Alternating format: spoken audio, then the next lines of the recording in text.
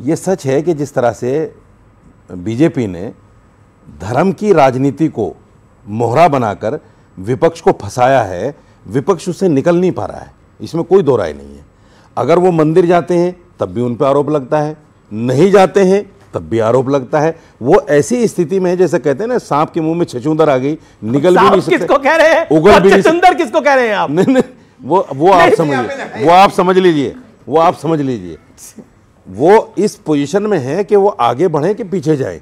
आज देखिए राहुल गांधी जी न्याय यात्रा निकाल रहे हैं, लेकिन न्याय यात्रा को कोई दिखाई नहीं रहा है, कहीं दिख ही नहीं रहे। उनके अपने नेता नहीं पाए, उनके अपने विपक्ष के नेता न्याय यात्रा के साथ अन्याय कर रहे हैं। लेकिन वही बात आप ही पूछते थे दीपांकर जी से, भाई आप हमेशा सौगंध राम की खाते हैं, मंदिर वहीं बनाएंगे बताते हैं, लेकिन तिथि नहीं बताते हैं। लेकिन अब तो तिथि भी आ गई, लेकिन जिनको बुलाया वो गए नहीं। मैं आ रहा हूं स्वामी दीपांकर, क्या आपको लगता है कि 10 सेकंड मुझे दीजिए? जी 10 सेकंड दिया आपने जो बोला ना राम जी के बारे में, राम मंदिर के बारे में, मैं खुले मंच से कह रहा हूं, मुझे कोई इसमें वो नहीं है। मंदिर तो अभी भी वहां नहीं बना जहां से बाबरी मस्जिद टूटी है। अच्छा, मंदिर तो वहां बनना है जो 19 आप गए थे राम मंदिर? मेरी सुन तो लो पूरी, क्योंकि मैं गया था, मैं देख कर आया हूं। मेरी पूरी सुन तो लो। मतलब कमाल की बात है, मतलब आप में से मैं और स्वामी दीपांकर थे जो वहां मौजूद थे। मेरी सुन तो लो पहले भाई साहब। जो मंदिर वहां बन रहा है और पहले से बन रहा है, जब 1993 में नरसिम्हा राव जी ने 67 एकड़ जमीन एक्वायर की थी। अच्छा, बाबरी मस्जिद जहां टूटी थी वो जगह खाली पड़ी आज भी, जिसको गर्भगृह कहा गया था 1949 में। ठीक है, जवाब ले लेते हैं। रखी गई थी और कहा गया था रामलला प्रकट हो गए। स्वामी दीपांकर, ये नई थ्योरी है कि मंदिर वहां नहीं बना जहां पर मंदिर बनना चाहिए था। और आप सुन सौभाग्यशाली लोगों में से थे जिनको रामलला की प्राण प्रतिष्ठा के कार्यक्रम में सादर आमंत्रित किया गया था।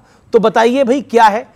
यही प्रश्न जब वहां पर हमने किसी ट्रस्ट के अधिकारी से पूछा तो कहने लगे ज़्यादा सोचिए नहीं, मार्केट में नया सौदा आया है बेचने के लिए, वहीं बन रहा है जहां पर गर्भगृह है और जहां पर रामलला जन्मे।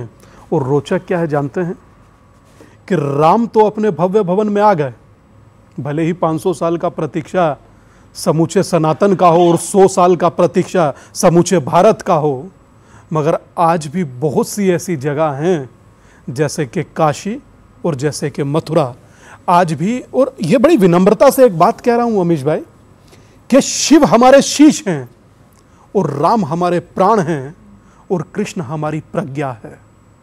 और जिस समय शीश ना हो तो प्रज्ञा शून्य हो जाती है, और प्राण ना हो तो समूचा शरीर।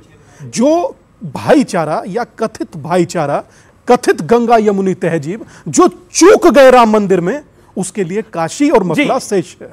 जी जी जी, जवाब। लेकिन एक तो है कि जो, क्योंकि नरेंद्र मोदी ने वादा किया था 370 हटने का, हटा दी, राम मंदिर बनाने का, राम मंदिर बन गया। आप बताइए।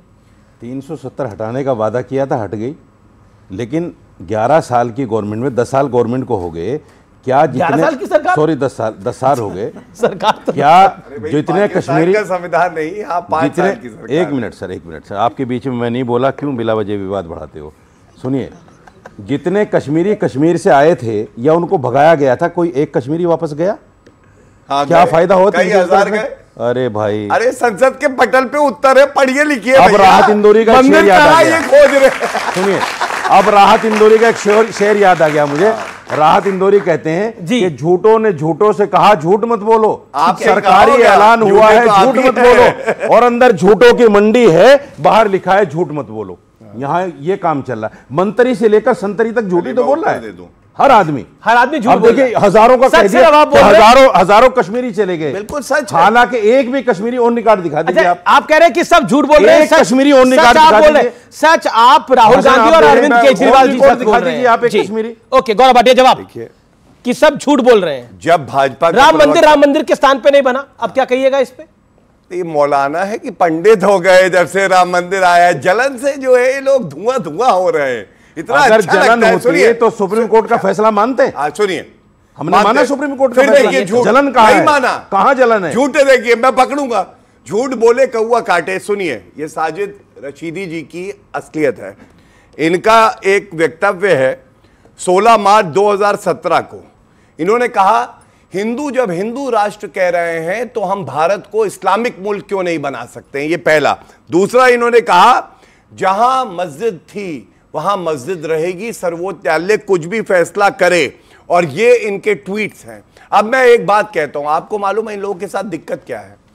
मैंने आपको 3 ऐतिहासिक काम तो बताए। हमें ये नहीं भूलना चाहिए, आज से कुछ साल पहले कोविड की महामारी आई, उसके बाद पहला चुनाव है, 220 करोड़ सुरक्षा कवच हम सबको लगे हैं। किसने दिए? नरेंद्र मोदी जी ने।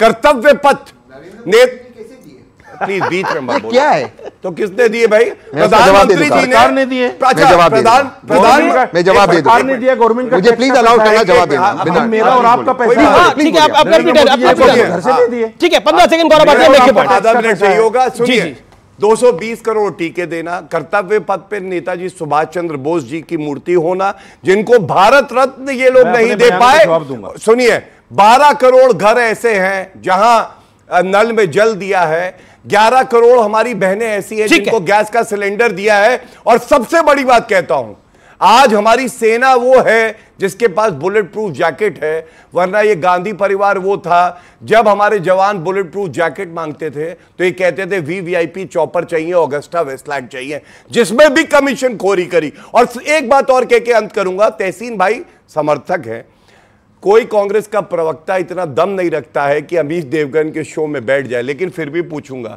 हमने तो कहा 370 डंके की चोट पे, तुम्हारी सीटें कितनी आएंगी ये तो बता दो। तहसीन फिर मैं आपको मौका दूंगा। तहसीन पूरा बोला 30 सेकंड में अपनी बात। देखिए, ये तो कह रहे हैं 370, ये कहते हैं 400, आपकी सीटें कितनी?